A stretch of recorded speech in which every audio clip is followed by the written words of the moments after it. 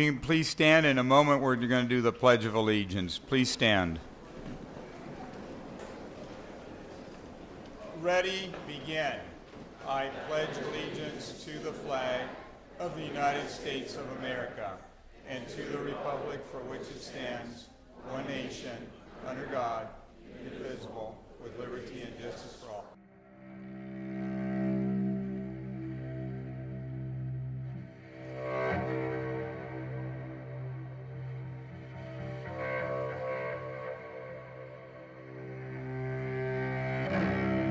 The problem here at Civic Center is not something new, okay? As a matter of fact, just a couple of years ago, I was sleeping right outside the walls of these chambers. It appears, it's my understanding, that the county voted this morning to fast-track the opening of the bus terminal as what Andrew Doe called a temporary shelter. And if that's true, this renders much of this resolution moot. I am willing to start sleeping here tonight and stay here to create a zone for women that are down here that have already been victimized and that want to have a safe place to be. If with this emergency funding, if we could just have one security guard for one safe area for women, that they're not being raped down here, because those numbers are going up. And the numbers— You guys have the power. You have the power, from city councils to the governor. Thank you, Lieutenant. What have you done? I still got a couple of minutes, don't I? No, I said... Mayor, City Council, my name is Jeff Jensen, born and raised here in Santa Ana. Also played many years in the Parks and Rec. So I want to start off by saying I live and work here in downtown Santa Ana.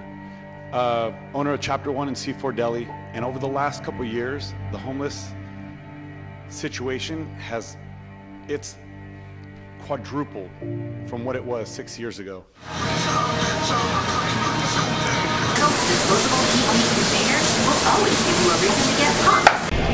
So what is causing the homeless situation? That's like opening up Pandora's box, but just a couple things that we see being here in the middle of the Civic Center and on a daily basis. It's a rampant drug problem. And you gotta figure out how to not get drugs into that Civic Center. Once that's part of the problem. Clip that. Separate the two groups that have one that wants help, one that doesn't want help. Okay, now you isolated, another portion of the problem. And then you have to reevaluate that whole problem, or that whole smaller group that doesn't want help, that's there for the easy accessibility to drugs. Okay, now you can kind of circle that group and then figure that problem out. It's all in steps. If nothing's going to happen overnight. Who do you think is a real victim in this situation? I think there's three victims. There's three victims right now. So the first victim is the homeless person that wants help. The homeless person that wants help, and we're just now offering an area for them to go and get services instead of just dropping off food and just dropping off, clothes. Now we're actually offering services. I think the victim's been the homeless person that wants help. They've been the victim the longest. The second victim is people that work in the Civic Center. I have this problem, Civic Center, plenty of jobs down here, plenty of daily activity, with a lot of influx of people coming in and out of work, back and forth, on a daily basis. And to have them have to work in what's going on in the Civic Center, it blows my mind. It blows my mind that it's getting rampant and just getting more and more blown out of proportion, and that it took this long for something to actually happen. So, and the third victim, really want to know who the third victims are? You have reached the Santa Ana Main Library. The main library will be closed on Friday, August 12th. Through Sunday, August 28th, due to the library's reconfiguration. The library should resume normal business hours on Monday, August 29th. Keep in mind that the dates of the reconfiguration are... In the last year or so, the number and nature of the homeless population outside has changed substantially. And we decided that part of our problem was that we didn't have clear view of what was going on in large parts of the library. There used to be carols on the mezzanine. There used to be carols along the windows, along the front windows of the library, study carols, and that was fine, except that it created pockets, large pockets of areas where we couldn't see what was happening.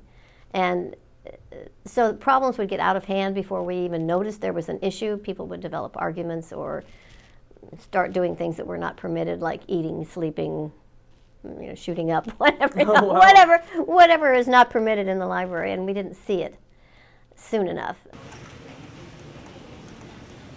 Is it stressful being here sometimes? Oh my God, yes it is. Well, actually, before the reconfiguration, it was a lot more stressful than it is now. Because, like I said, with all the issues that we had with the homeless, people with the mental issues, people who didn't like being told what to do. So yeah, it was a lot stressful back then than it is right now. Tell me about the syringes and bookcases. Oh, the first one I found was actually left right where circulation is at. There's a planner right there. Right behind the planner, there was the first syringe I've ever found inside the library.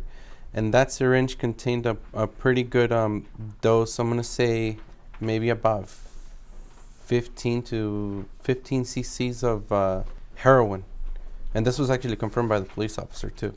And so, but we found them in the bookcases around the library, like on the outside. Most of them were uncapped, and the needles bent.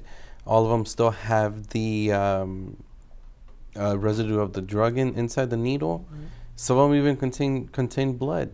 I mean, it's like, dude, like, come on, what's going on?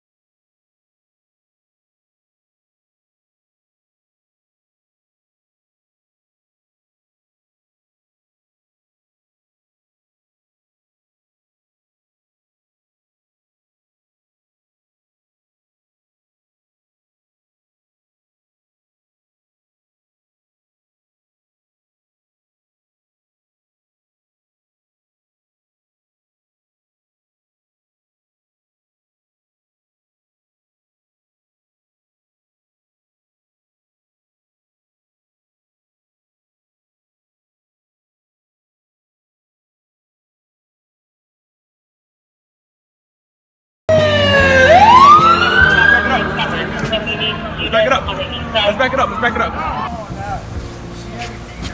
Up so high. It's so intimidating. What? Hey. Peace.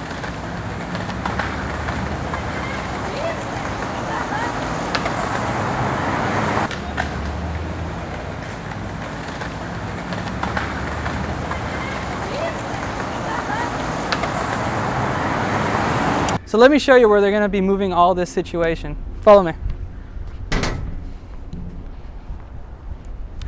Obviously with the, the power of editing, we're going to speed this up a bit. So.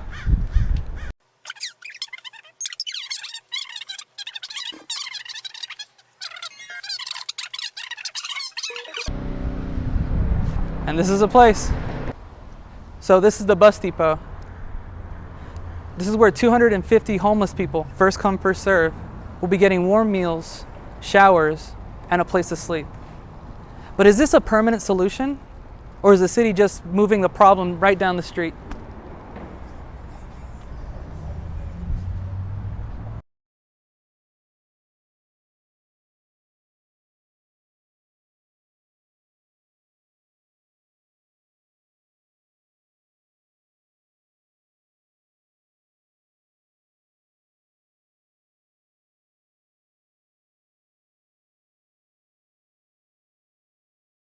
So has everything been running smoothly here?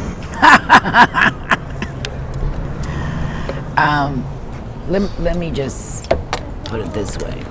We opened on the 5th of October, and we didn't have all the things that we needed to open, but we did anyway. So it's been touch and go. The showers weren't ready, the laundry room wasn't together yet, you know, so really what we were doing is feeding and sleeping people. That was the first week, and we started with 83 people that spent the night, and last night it was up to 319. Have you run into any problems recently, or? I run into problems every day based on the population of people we serve. We're serving the mentally ill and active drug users. I've had 2 people that I caught trying to shoot up in the facility, and I was able to stop that before they did it. We're not guards, and I don't use my security as guards. I use them as engagers. So for them to walk around and say hello, how are you today, what's your name, it makes it personal. And then what happens is people sort of start connecting, and that's what this program is about, connections.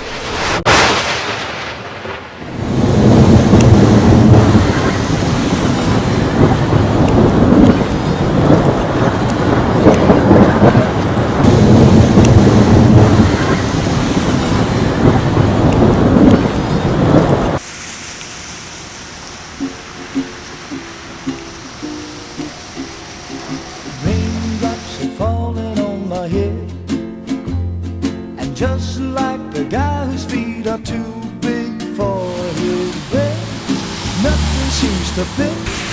Those raindrops are falling on my head, they keep falling. So I just did me some talking to the sun, and I said I didn't like the way he got things done, sleeping on the job. Raindrops are falling on my head, they keep falling. But there's one thing I know, the blues they send to meet me won't defeat me.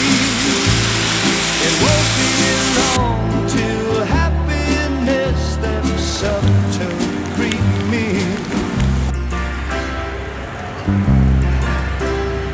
The raindrops keep falling on my head, but that doesn't mean my eyes will soon be turning red. Crying's not for me, 'cause I'm never gonna stop the rain by complaining, because I'm free. Nothing's worrying me.